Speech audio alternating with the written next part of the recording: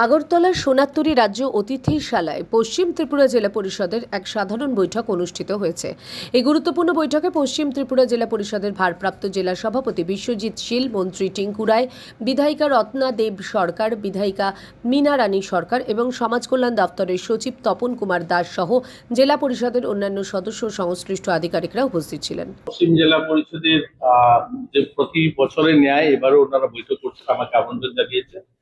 জেলা পরিষদের সঙ্গে ত্রিস্তরীয় পঞ্চায়েতে আমাদেরও কিছু কাজ রয়েছে, যেমন আমাদের শ্রম দপ্তরের কাজ, সোশ্যাল ওয়েলফেয়ার, সোশ্যাল এডুকেশন, অনেকগুলো কাজ, অঙ্গনওয়াড়ি, পেনশন, এই সমস্ত বিষয় নিয়ে এগুলোকেও জেলা স্তরে রিভিউ করা, যে মানুষের বেনিফিট যেগুলো যেন পৌঁছায় গ্রামীণ স্তরে মানুষের কাছে।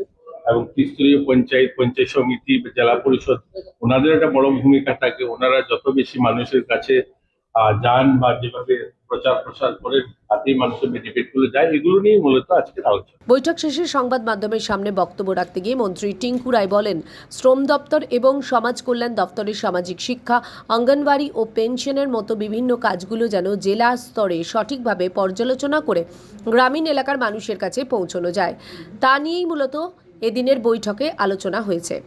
বৈঠকে মূলত গ্রামীণ স্তরের মানুষের কাছে বিভিন্ন সরকারি সুযোগ সুবিধা ও উন্নয়নমূলক কাজ যাতে সঠিকভাবে পৌঁছয় তা নিশ্চিত করার বিষয়ে জোর দেওয়া হয়। পাশাপাশি জেলা পরিষদের বিগত সাধারণ বৈঠকে গৃহীত সিদ্ধান্তগুলোর অগ্রগতি পর্যালোচনা করা হয়। এছাড়াও জনপ্রতিনিধিদের উপস্থিতি, বিভিন্ন স্থানীয় সমস্যা ও প্রস্তাব নিয়ে গুরুত্ব সহকারে আলোচনা করা হয় এবং তা দ্রুত সমাধানের জন্য প্রয়োজনীয় পদক্ষেপ গ্রহণের সিদ্ধান্ত নেওয়া হয়েছে বলে জানান মন্ত্রী। ত্রিপুরা থেকে দেবাশিস বোসের রিপোর্ট, সিএন ত্রিপুরা।